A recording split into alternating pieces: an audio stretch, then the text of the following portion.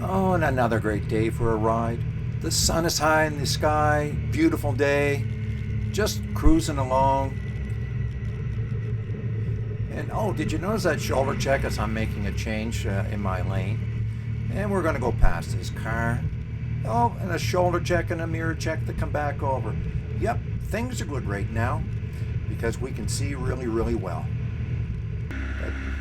And look at this. This is New Brunswick Route number 1. Again, very clear, easy to see.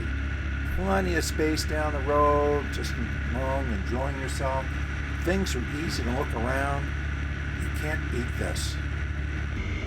Or even in the fact that when you're on a road and it's rather dark out, but you can still see well ahead of you. You can still see in your mirrors well behind you. But sometimes things change. And what we're going to look at is when the bright and the dark of the day meet.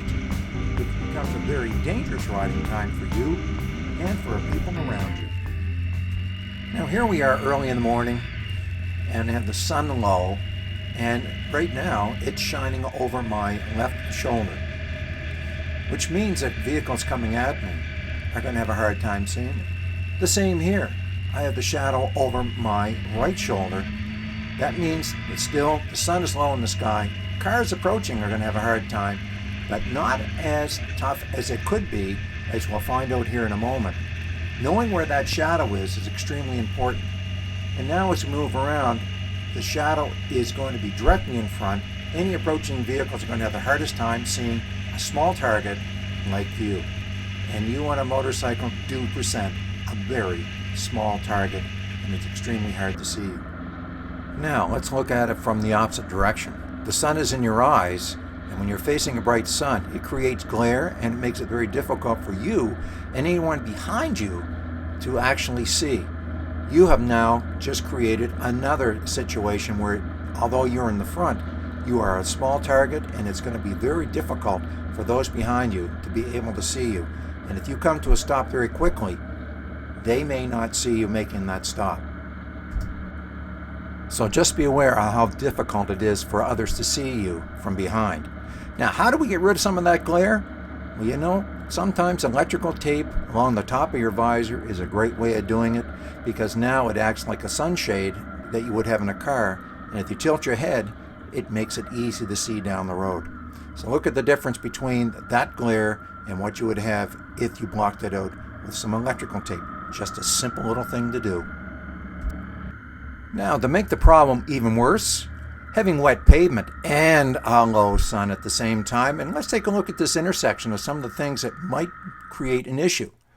We have a crossing guard, we have a pedestrian, and we also have sun glare on the wet pavement. And also that glare in the sky blocks a lot of what we want to see. So now we have that bright and dark makes it extremely difficult to see, especially when you're at a situation like this. You're trying to maneuver, you're trying to see what's going on around you, and you really have to be careful of who's there.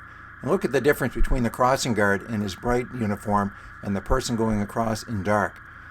Those are things you have to look out for. And as you go through, make sure that those that are around you can see as well. Oh, and look, we have a lot of traffic all tied up here too. Okay, we've now come to a stop at another intersection, and it's a multi-lane intersection. And you'll notice that the sun on that wet pavement is making it very hard to see down the road. And you'll notice where my bike is parked. I have an exit plan. It's an escape route between these vehicles ahead of me, and the reason for that, because I present such a small target, I want to make sure any vehicles coming behind me don't hit.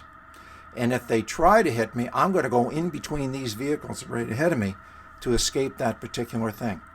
So with the glare behind us, so having that glare, which is going to be in everybody else's eyes besides your own, keep in mind, you're not only riding for you, but you're also riding for those people around you and trying to figure out what they can see and what they can't see. So ride according to that and ride smart. Now, that glare almost causes vehicles to disappear. Again, if we had the electrical tape over the visor, that would make a big difference here. And as before, if you find it difficult to see, the people behind you will also find it difficult to see. And this is where bright auxiliary taillights such as LEDs really come in handy to help people behind you see you. Sometimes, unfortunately, the sun is just so low, it's in your eyes, and there's not a whole lot you can do about it other than suffer. This is where at least having on some polarizing sunglasses, even late at night like this that you can remove, will help you to keep that high situational awareness that you've been carrying with you ever since you started to ride. Am I correct with that? Now, as we ride along, we're going to take a look here at some of the things that make it really difficult for somebody like yourself out on the road at this time of the day. And sometimes it's what you can't see. So take a look here. And we have a car with its daytime running lights on. Even that is hard to see. And that pedestrian on the side, it's almost blending in with the background. So these are some of the things you as the rider have to be aware of as you're going through. Now let's look at another scenario. We've been talking about either shadows, so those long shadows that we have on our back, or we've been talking about bright light with the sun in our eyes. But what happens when you start to combine the two of them very quickly on our eyes? And what you end up with is this. The quick changes from bright light to dark and back again. It gives shock to your eyes. And what happens, a lot of the things along the side of the road, it sort of disappears in the shadows. So as you're riding along and you have the sun especially low in the morning or in the evening, behind the trees, behind buildings, snapping back and forth on your eyes continue to try and adjust to this. And what ends up happening is we lose sight of a lot of what's around us. So extreme caution is required. So let's have a little summary here when the sun is in your eyes and you can see what's coming up through here. Some of the ideas we've talked about, making sure you have a visor, glasses are clean. But the biggest thing here is remember, if you're having trouble seeing, those behind you have trouble seeing you as well. Now, at the same time, when you have the sun on your back and you can see well, those long shadows mean low sun, and while you can see well, those approaching you are having a difficult time seeing, especially you. If you have auxiliary lights, use them. Note location of the shadow. Is it on your side? Is it directly behind you? And be especially cautious, as always, in intersections. So always ride skilled, ride smart.